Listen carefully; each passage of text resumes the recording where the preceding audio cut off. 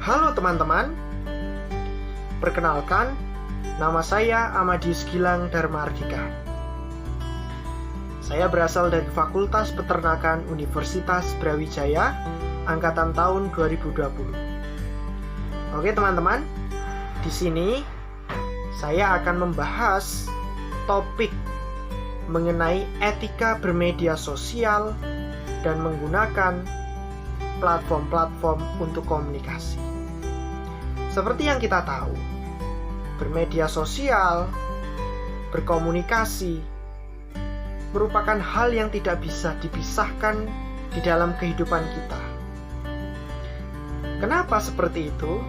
Karena kita sudah mengikuti yang namanya perkembangan zaman atau globalisasi. Mungkin dulu kita belum mengenal yang namanya media sosial. Kita hanya mengenal yang namanya lingkungan sosial. Jadi di mana itu ada lingkungan nyata dan kita bersosialisasi di situ. Akan tetapi kecerdasan manusia mengubah semua itu. Dengan adanya inovasi-inovasi, teknologi pun diciptakan. Sehingga manusia mulai mengenal yang namanya media sosial. Media sosial ini tidak bisa dipisahkan dengan media komunikasi dan media elektronik. Karena apa? Karena kedua media itu merupakan wadah dari media sosial.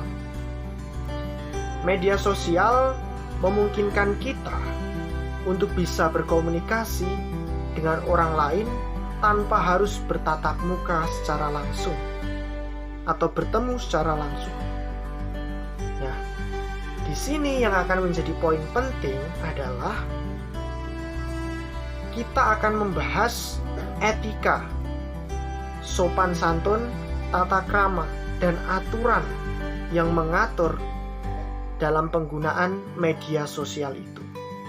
Kita tahu bahwa media sosial memiliki platform-platformnya sendiri seperti misalnya WhatsApp, Instagram, Twitter, dan masih banyak lagi. Platform-platform yang terkenal itu digunakan untuk berkomunikasi satu dengan yang lain, entah melalui postingan gambar, melalui chat, melalui voice note, atau melalui video call. Itu yang namanya komunikasi melalui media sosial. Lalu apa yang mengatur dalam penggunaan media sosial ini? Pemerintah juga telah bersikap fleksibel terhadap ini. Pemerintah mensikapi adanya globalisasi ini sehingga pemerintah mulai meluncurkan yang namanya Undang-Undang ITE, yaitu undang-undang yang mengatur mengenai menggunakan teknologi komunikasi, berkomunikasi secara maya atau virtual, dan kemudian bersosial media yang baik dan benar. Itu semua diatur di dalam Undang-Undang ITE. Nah, oke. Kita langsung membahas pada pengimplementasiannya. Akhir-akhir ini banyak sekali yang namanya kasus-kasus yang disebabkan atau dipicu oleh media sosial.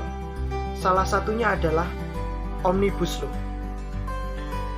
Di media sosial itu menceritakan atau mengabarkan rapat paripurna DPR membahas Undang-Undang Cipta Kerja.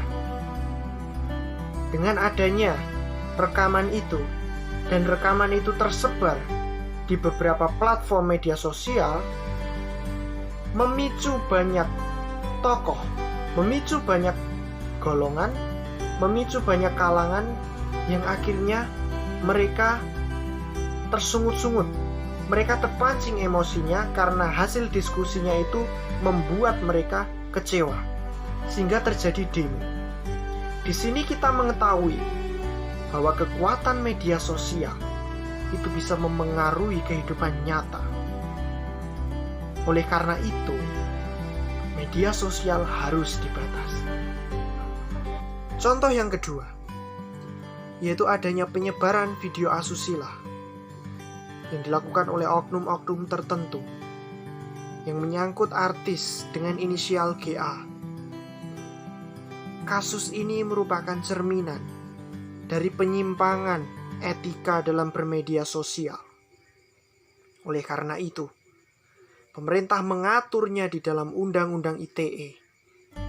Salah satunya terdapat di pasal 27, yang menyatakan bahwa barang siapa yang melakukan penyebaran postingan yang menyangkut seseorang, nama baik seseorang, dan itu berniat untuk menjatuhkan atau pencemaran nama baik, itu wajib dipidana. Dan sekarang melalui kedua kasus tadi, Omnibus Law dan kasus penyebaran video asusila, polisi sedang menyelidikinya dan polisi sedang mengkaji siapa pihak yang bersalah dan siapa yang patut untuk dipenjarakan. Seperti itu. Nah, kita sebagai mahasiswa, kita sebagai kaum terpelajar, kita harus punya pemikiran yang terbuka. Kita harus punya daya pikir yang kritis. Artinya apa? Ketika kita akan mengirim sesuatu, kita pikir, kalau aku mengirim seperti ini, apa sih dampaknya? Dan kita analisis dulu. Yang akan kita kirim itu, apakah benar-benar tidak menyinggung orang lain? Seperti itu.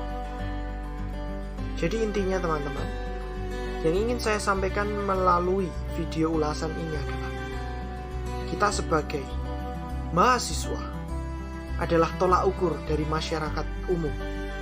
Jikalau mahasiswa sudah memberikan pencerminan yang baik, suatu saat mahasiswa itu akan turun ke masyarakat dan mereka akan memberikan influence.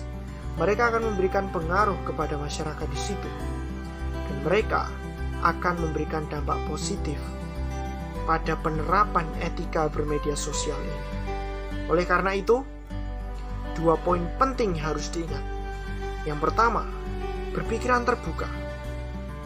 Artinya terbuka adalah kita tampung semuanya dulu, entah positif, entah negatifnya. Dan yang kedua adalah berpikir kritis.